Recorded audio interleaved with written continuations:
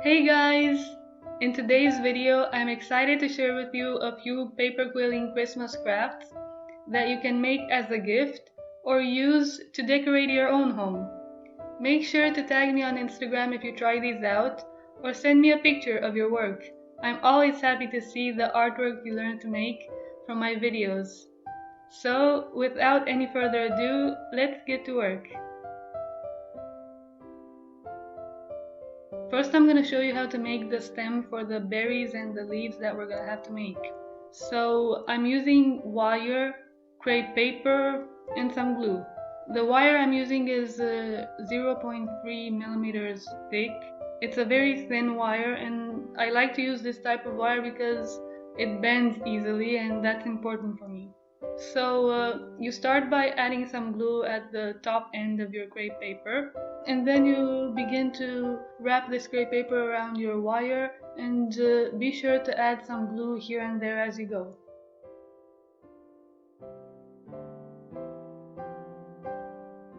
You can also use floral tape if you want to wrap the wire.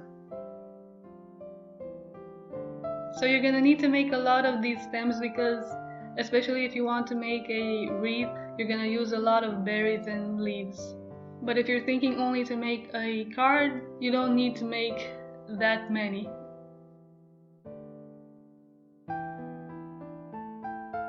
When you reach the end again, add some glue to seal it.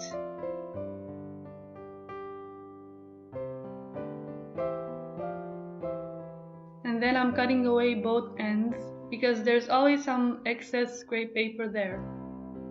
So this is how the stem is gonna look in the end. And like I said before, make sure to make many more.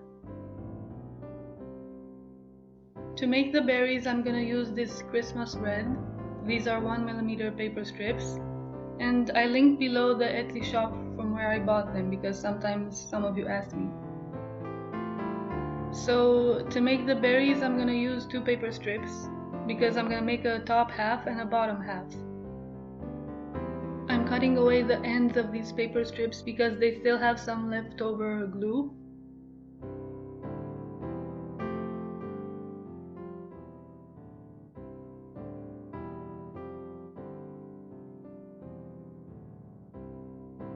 And I insert the paper strip in my quilling tool. I'm using my toothpick here. I like to use the toothpick because it gives a smaller center to the berry.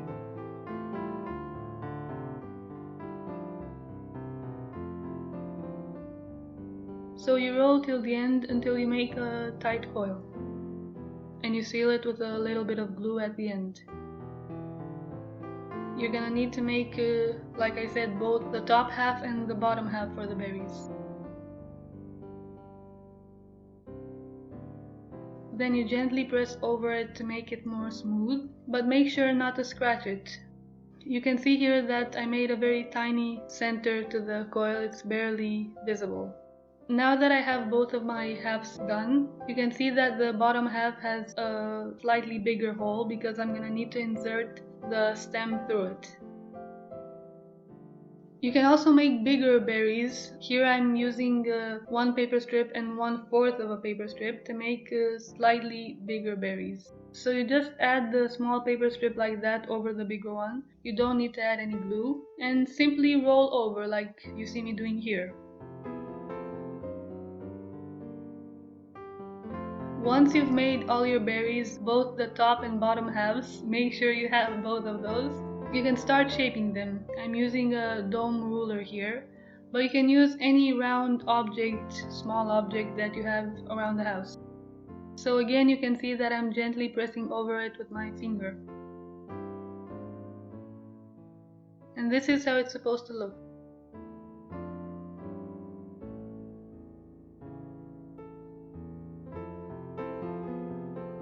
When you finish shaping all your berries, you can start adding glue on the inside to make them more sturdy.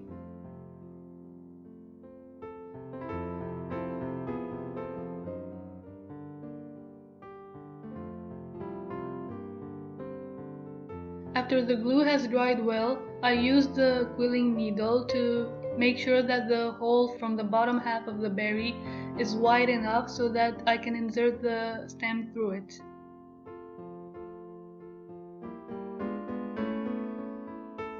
And this is how you connect the stem with the berry. You just insert the stem through the hole and you make a loop at the end, like so. Your fingers may start to hurt after bending so many stems, but you'll survive. And then add some glue and drag it down to glue it to the berry.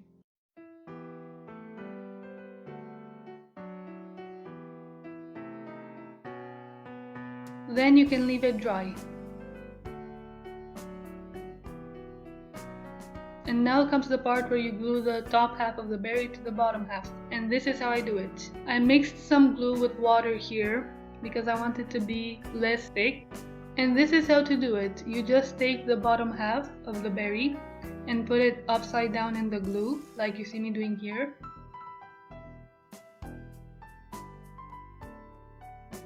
You can also use your quilling needle to add the glue if you don't want to put your berry upside down. And then you glue the top half of the berry on top of the bottom half, like so.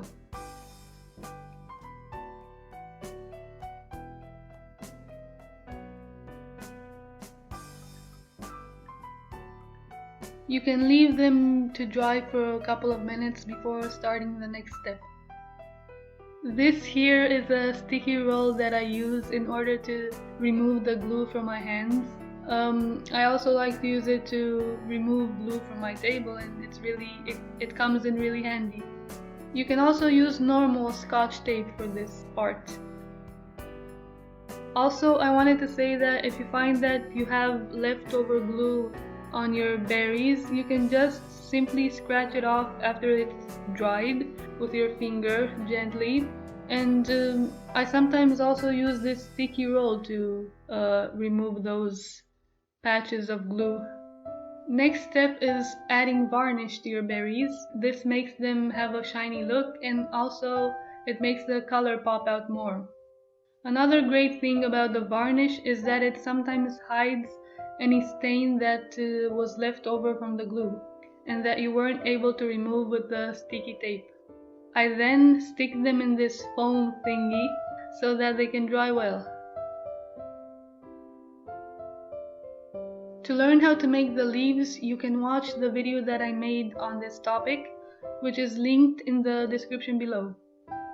You can see that I like to cut them out freehand, but if that doesn't work for you, you can always trace them out with a pencil.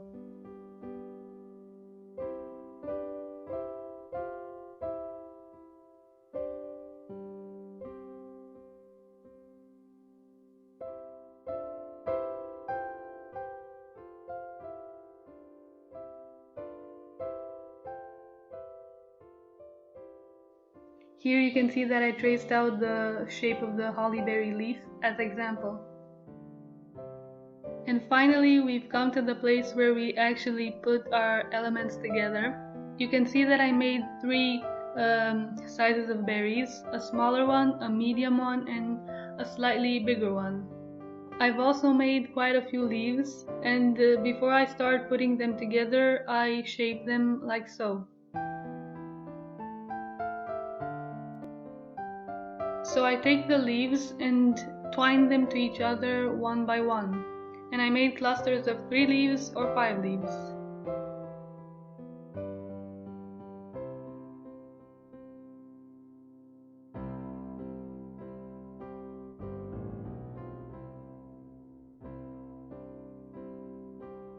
And the same thing goes for the berries. I twine them to each other, either 3 or 5. That's kind of what I've done for these crafts.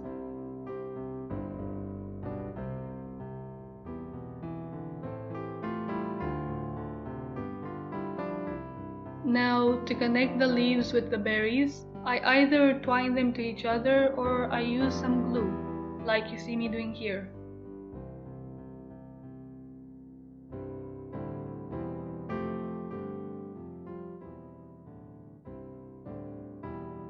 After they have stuck to each other well, I start wrapping some crepe paper over the main stem, or you can use floral tape, because I like to hide all the little twisted twines so that they won't be visible anymore.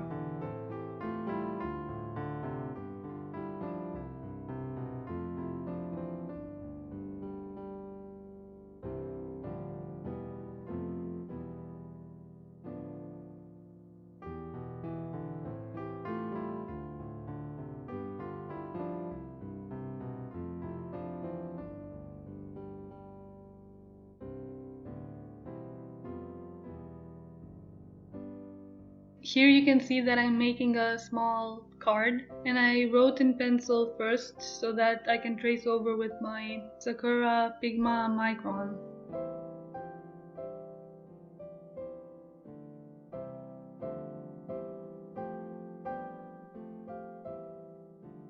I'm also making a simple border just to add a fun little touch.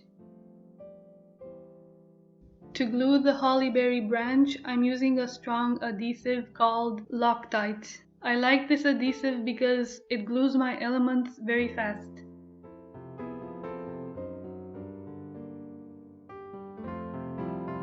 And this is how my mini Christmas cards turned out. To connect two branches to each other, I just simply use the same method of twining them to each other.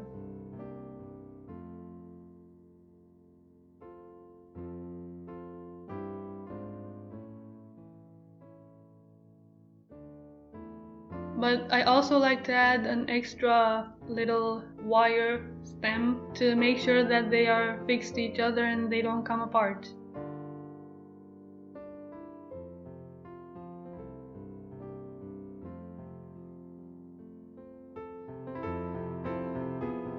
And again, you can use some crepe paper or floral tape to wrap over the main stem and hide all the twisted little stems.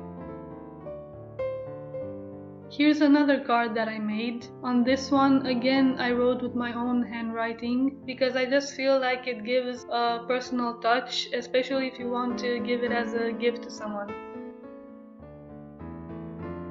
And lastly, my favorite piece is this hollyberry wreath that I made.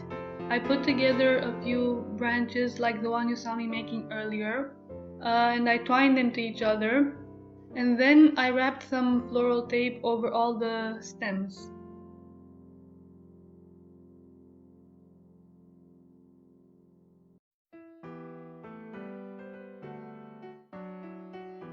The reason why I left an open space at the top is because I want to glue a small ribbon there, but I'm not yet sure if it's gonna be a golden one or a silver one.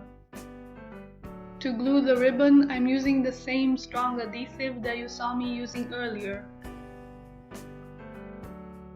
And lastly, I glue the wreath to the frame along with the message on top.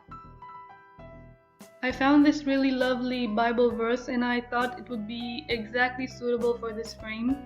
And I can't wait to put this frame together and hang it on the wall as decoration for the holidays. I like this frame because it's quite deep and it's perfectly suitable for my art pieces, and it also has an acrylic glass window for protection against dust, which is really cool.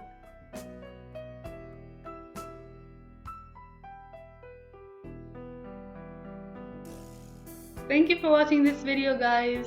I really hope that you enjoyed it and that you were inspired in any way to create your own art pieces. Make sure to subscribe if you haven't already and share this video with anyone who loves crafts. See you in my next one!